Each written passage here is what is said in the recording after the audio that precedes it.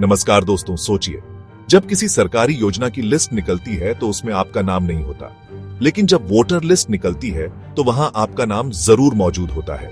यानी आप गरीब हैं तो सरकार की योजनाओं में आपके लिए कोई जगह नहीं, लेकिन जब वोट की बात आती है तो सबसे पहले आपकी गिनती होती है। दोस्तों, यह सिर्फ एक गांव या एक जिले की कहानी नहीं है, यह पूरा भारत की हकीकत है।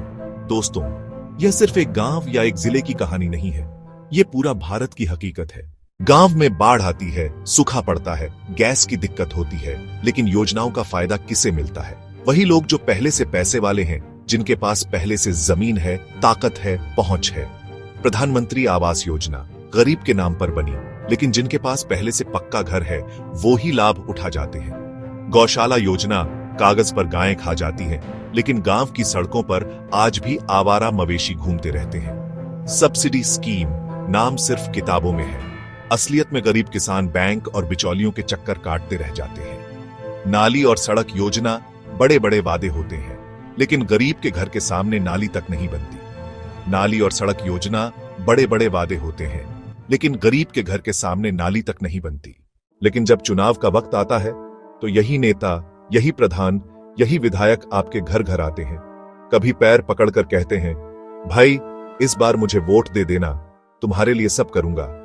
लेकिन जैसे ही जीत जाते हैं, फिर गरीब की आवाज को सुनने वाला कोई नहीं बचता। ये सच्चाई है कि प्रधान से कहो तो वो टाल देगा, विधायक से कहो तो वो टाल देगा, और अगर आप मुख्यमंत्री या प्रधानमंत्री तक की बात करो तो सोचो आपकी आवाज वहां तक कैसे पहुंचेगी जब आपका गांव का मामूली प्रधान ही आपकी बात नहीं सुनता।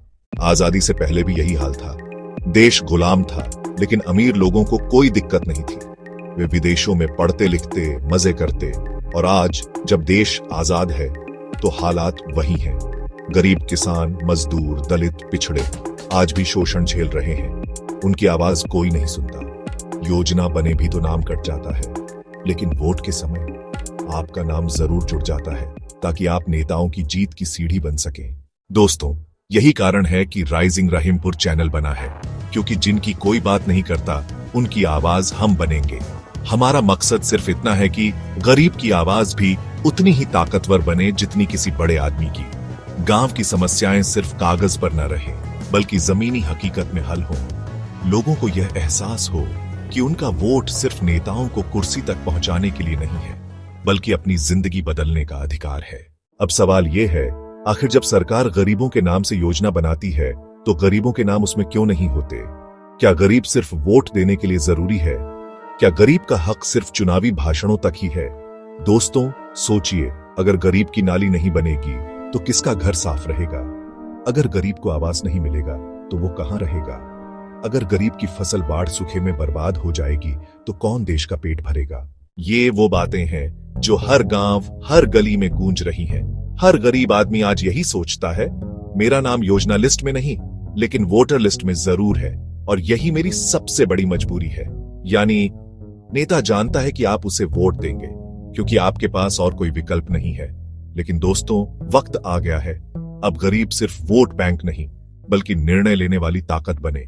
अगर बदलाव चाहिए तो हमें अपने हक की आवाज उठानी होगी, नेताओं से सवाल पूछने होंगे, और हर बार चुनाव में उनसे हिसाब मांगना होगा। क्योंकि जब तक हम चुप रहेंगे तब तक हमारी लिस्ट से नाम कटते रहेंगे और वोटर लिस्ट में नाम जुड़ते रहेंगे। दोस्तों, अब मैं आपसे कुछ सवाल पूछना चाहता हूं। क्या आपके गांव में भी योजनाओं की लिस्ट में गरीबों का नाम काट दिया जाता है? क्या आपके घर के सामने भी नाली या सड़क नहीं बनी?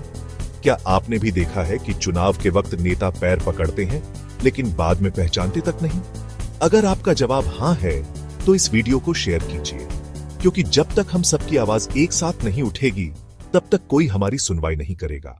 दोस्तों, अगर यह वीडियो दिल को छू गया हो तो वीडियो को लाइक कीजिए, अपने विचार कमेंट में जरूर लिखिए, और राइजिंग रहीमपुर चैनल को सब्सक्राइब कीजिए, क्योंकि याद रखिए, जिनकी कोई बात नहीं करता उनकी आवाज हम बनेंगे।